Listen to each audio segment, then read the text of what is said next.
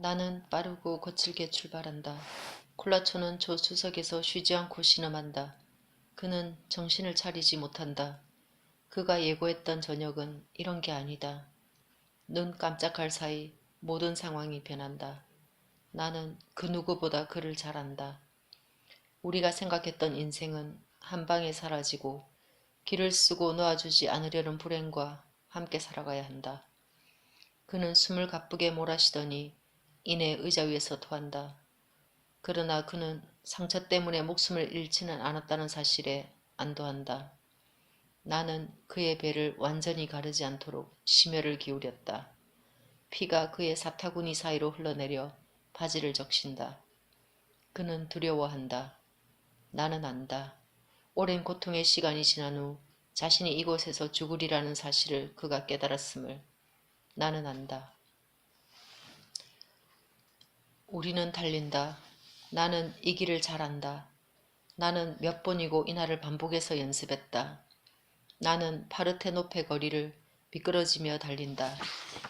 우리는 바다를 따라 달린다. 제방의 아스팔트가 우리를 춤추게 한다. 자동차가 요동칠 때마다 그는 더욱 아름답게 신음한다.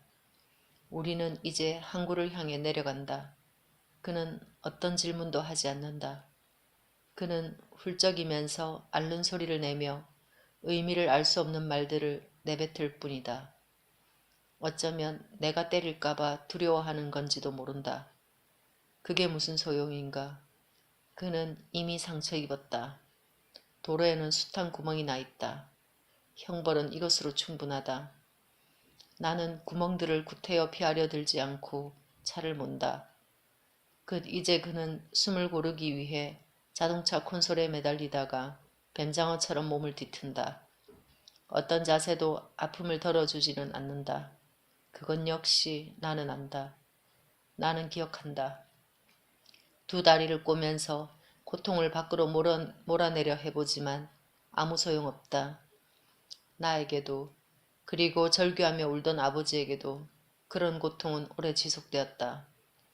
나를 꽉 끌어안는 것 말고는 달리 아무것도 할 수 없었던, 그리하여 누군가에게 감싸여 있다고 내가 느낄 수 있게 해주던 아버지의 창백한 얼굴. 콜라초의 빗방울이 자동차 밖으로 떨어졌는지 나는 궁금하다. 확인을 하려면 차를 멈춰야 할 것이다. 그랬으면 좋겠다. 그의 피가 나폴리 도로 위에 흘렀으면 좋겠다. 그의 피가 아스팔트를 적셔 아버지를 깨울 수 있다면. 이제 밤이다. 우리 왼쪽 건물들은 흑사병이 한 차례 휩쓸고 난 후 버려진 마을처럼 적막하다. 오른편에서는 항구와 방파제 주위에 정박한 화물선 몇 척에서 나오는 빛이 땀으로 범벅된 콜라초의 얼굴을 슬프게 비쳤다. 울고 있는 뼈로 같다. 아무도 이곳에서 신음하는 그의 소리를 듣지 못할 것이다. 행여 누군가 듣는 사람이 있다 해도 여기는 저마다 자기 일에나 신경 쓰는 동네일 뿐이다. 나는 너무 빨리 달리지 않도록 주의하면서 차를 몬다. 나는 고통으로 꾸르륵대는 그의 소리를 듣는다. 나는 가끔씩 은밀하게 그의 찡그린 얼굴을 살핀다. 모든 게 잘 됐다. 이제 우리는 카르미네 광장 맞은편에 있는 두 막루를 지난다. 바로 내가 태어난 곳이다. 나는 그에게 그렇게 말해준다. 그는 아무 대답도 하지 않는다. 그가 내 말을 들었는지 아니면 내가 그를 향해 말한 것이라는 사실을 아는지 모르기 때문에 나는 다시 한번 말한다. 여기, 바로 여기 말이야. 두 막루의 발치에 널린 잔디밭 속에서. 그가 눈을 동그랗게 뜨며 나를 바라본다. 그는 내가 그를 흠씬 두들겨 패겠다고 말하기라도 한 듯 더욱 겁을 집어먹는다. 나는 제정신이 아니다. 그에게는 다른 도리가 없다. 누구도 이런 데서 태어나지 않는다. 방파제 막루 아래에서는 여기에는 엎질러진 맥주깡통과 약물 중독자들, 그리고 계속 이어지는 자동차 소리를 자장가 삼아 잠자는 불법 체류자들이 더럽힌 풀만 있을 뿐이다. 그래도 내 말은 거짓이 아니다. 내가 두 번째로 이 세상에 나온 곳은 분명 여기서다. 물론 첫 번째 출생지는 병원이었다. 뜨끈뜨끈한 몸속 장기들 한복판, 내 어머니의 뱃속에서 나왔다. 그렇지만 두 번째로 나는 내 아버지의 고독한 의지에 따라 바로 이곳에서 태어났다. 내가 들이마신 건 먼지 낀 2차선 도로의 공기였고 첫 번째로 태어났을 때처럼 나는 부식 눈을 깜빡거렸고 갑작스러운 공기가 폐를 불태우기라도 하듯 울어댔다. 나는 그 모든 걸 기억한다. 그리고 심지어 그보다 먼저 있었던 일도 짐승들의 날카로운 울음과 구토로 채워진 기억들. 그러나 그에 대해서는 그에게 말하지 않겠다. 이미 너무 많이 말해주었다. 어쩌면 내가 누구인지 그가 알아차릴 순간이 올지도 모른다. 그는 이해하지 못하겠지만 누군들 이해할 수 있을까? 그를 전율케 할 소름은 내가 말하지 않는 것이 무엇인지 그에게 대신 알려줄 것이다. 이제 그는 그의 운을 시험해 보기로, 고통을 굴복시키고 무슨 말이든 해보기로 마음먹는다. 나는 듣지 않는다. 그에게는 나를 납득시키기 위한 어떤 계획이 있을 것이 뻔하다. 어쩌면 나에게 돈을 권할지도 모른다. 나의 관용에 매달리지 않는 한. 그는 말을 하고 나는 멀리 있다. 나는 내 어머니의 눈을, 어머니의 목덜미에 스민 도톰한 온기에 대해 다시 생각한다. 아주 오래전이었다. 나는 어머니의 냄새를, 그리고 폭포처럼 떨어지던 그 웃음을 다시 생각한다. 나를 내쫓은 어머니, 더 이상 원치 않는 기억처럼 나를 버린 어머니. 왼편으로 우리는 거무스름한 강철로 만든 두 곡식 저장 창고의 실루엣을 지난다. 이들은 골조만 남은 주변의 모든 무익한 건물들 사이에서 불쑥 솟은 거대한 원통 두 개다. 나폴리를 떠나 외곽순환도로를 타기 위해서는 조만간 오른편 차선으로 바짝 붙어야 할 것이다. 고속도로에 진입하기 위해 깜빡이를 켜자 콜라초는 공포에 사로잡힌다. 그는 마치 무한한 빛에 노출된 한 마리 거미 같다. 테네와도 같은 나폴리의 골목길에서 벗어나는 것은 그에게 일종의 폭력이다. 이제 나는 빨리 달린다. 외곽순환도로는 도시보다 높게 솟아있다. 우리는 중심가 아무데서나 튀어나와 마치 더러운 것들 한복판에 자리 잡은 화폐숲처럼 서로에게 뻑뻑하게 기대고선 마천루를 대여섯 개 지난다. 표지판은 바리 또는 아말피 해안 방향을 가리킨다. 나는 고속도로 출구를 바꾼다. 교각과 도로와 입구와 출구가 미로처럼 뒤엉킨 곳이다. 카포디키노. 나는 공항으로 향한다. 한밤에 비행기는 이륙하고 우리는 그 아래를 지난다. 나는 생각한다. 만일 저 비행기 기장이 승객들에게 60 먹은 한 남자가 한 마리 새끼 돼지처럼 피를 토하고 있는 자동차 위를 지금 막 지나왔다고 말한다면 승객들은 과연 어떤 반응을 보일까? 사람들이 내 옆으로 대기를 가르며 맞은편 차선을 타고 아무것도 모르는 사람들이 지나간다. 서로가 서로를 이해하지 못한 채 미끄러져가는 이 모든 삶이여. 콜라초는 공포에 사로잡혔다. 공포에 그는 고통을 잊는다. 공항을 가리키는 표지판을 알아본 그는 내가 자신을 비행기에 실으려 한다고 생각한다. 그런데 어디를 가려 하나?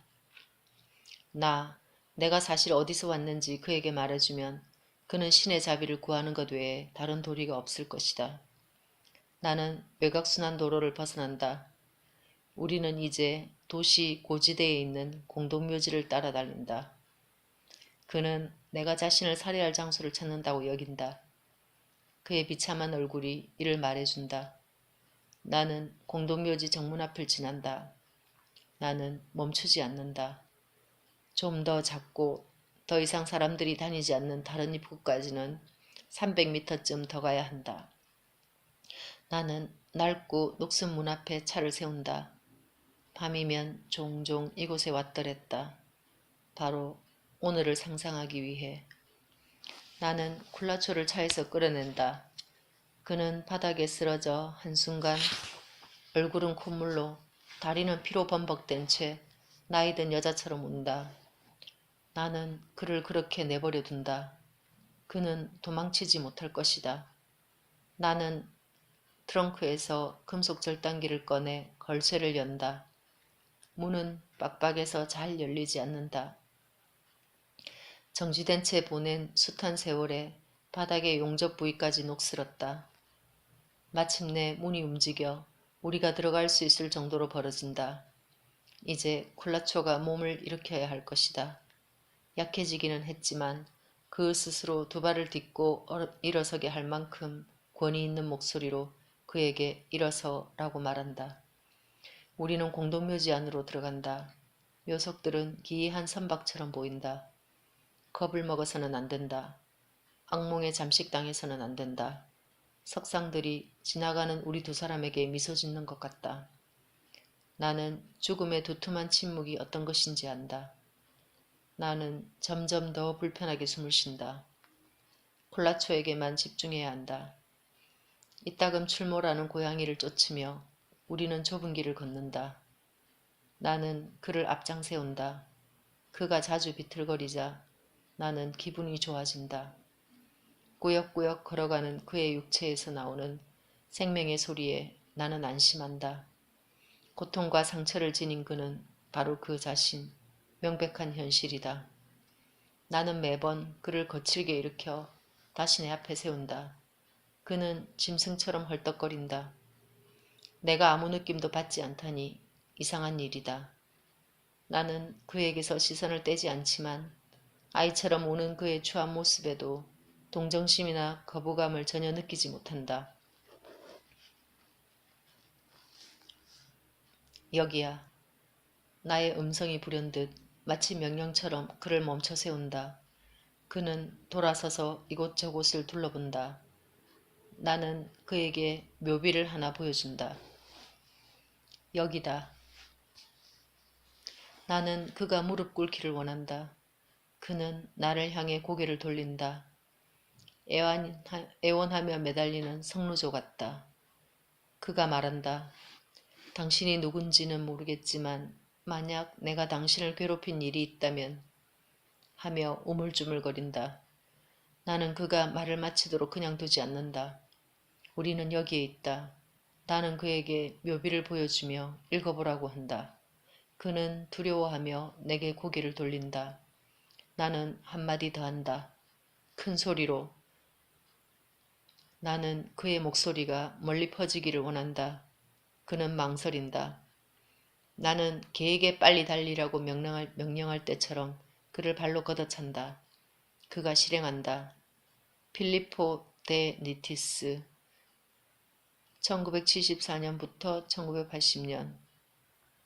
그의 목소리가 흐느낌으로 끝난다. 그는 자신이 왜 우는지 알지 못한다. 어쩌면 자신에게 멀지 않은 어떤 것을 떠올린다는 또 다른 두려움인가. 그는 기억을 뒤적여 보지만 아무것도 찾아내지 못한다. 이름도 날짜도 아무 도움이 되지 못한다. 그는 내가 누구인지 무엇에 대해 내가 복수하는 것인지 알고 싶을 테지만 어떤 것도 묻지 않는다. 바로 그 순간 환영이 내 머릿속을 가로지른다. 나는 지옥을 기억한다.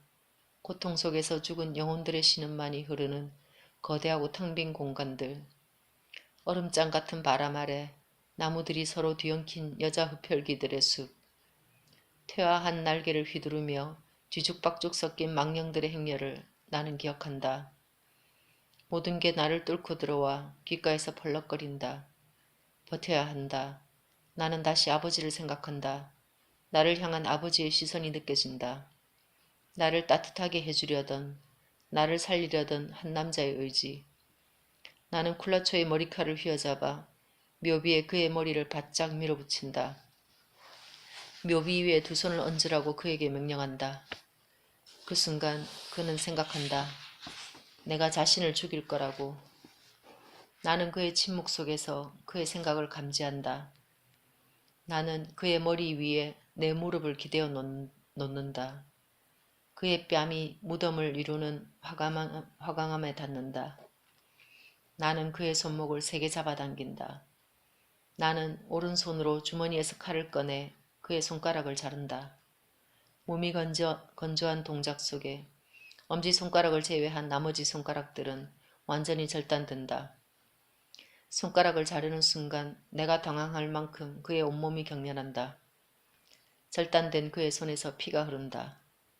다른 쪽, 고통 속에서도 그가 내 말을 이해할 수 있도록 나는 고함친다. 그가 이제 그만해달라고 사정한다.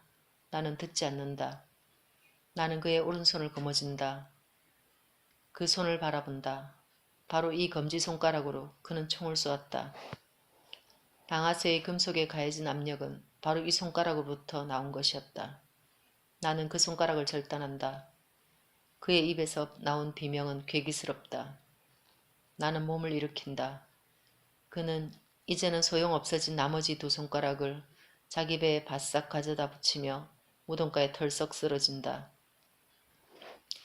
내가 원했던 것은 바로 이거다. 그에게 아직 살아갈 날들이 남기를. 아무것도 손에 쥘 수 없는 불구자. 가장 기초적인 일조차 할 수 없는 무능력자. 그에게는 도우미가 필요할 것이다. 일어나기 위해, 머리를 빗기 위해, 코를 풀기 위해 그는 매번 도움을 요청해야만 하는 수모를 겪을 것이다. 간병인은 역겨운 감정을 감추려 애쓰며 마치 불쌍한 사물을 대하듯 그를 보살필 것이다. 그는 나를 떠올릴 것이다. 그가 더 이상 해낼 수 없는 단순하기 짝이 없는 동작에 맞닥뜨릴 때마다 그렇게 나는 그의 생의 마지막 날까지 그와 함께할 것이다. 나는 그를 미치광이로 만들어버릴 것이다. 그리고 만에 하나 나를 추적하려 들거나 나를 죽이기 위해 나폴리 사람들을 전부 고용하기라도 한다면 그가 도모하는 모든 시도들은 그를 다시 한번 바로 여기 그가 지금 신음하는 이 무덤으로 데려올 것임을 오래지 않아 깨달을 것이다. 그는 도무지 이해 불가능한 기이한 일들에 쉴 새 없이 맞닥뜨릴 것이다. 내 이름은 피포 데니티스. 나는 1980년에 죽었다. 나는 여기 바닥에 주저앉아 반쯤 신음하고 반쯤 정신을 잃은 그를 남겨둔다. 그는 이해할 수 없는 말들을 웅얼거린다. 나는 서서히 멀어지다가 걸음을 돌려 차에 오를 것이다. 영혼이 각인될 수 있도록 나는 마지막으로 이 장면을 다시 한번 바라본다. 묘비는 피로 얼룩졌다. 손가락들은 여기저기 널려 있다. 나는 허리를 굽혀 손가락 2개를 집어든 다음 콜라초를 고통 속에 남겨둔다. 그는 죽지 않을 것이다. 누군가 너무 늦지 않게 그를 발견할 것이다. 누군가 그를 데려가 상처를 치료해주고 그에게 질문을 던질 것이다. 베르살리에라 식당의 손님들은 이미 오래전에 신고했다. 그가 죽어서는 안 된다. 나는 그로부터 등을 돌린다. 그와는 끝났다. 밤은 감미롭다. 나의 피는 혈관 속에서 벌떡거린다. 이제 나는 자동차로 돌아가 길을 떠날 것이다. 마무리 지어야 할 일들이 아직 많이 남았다.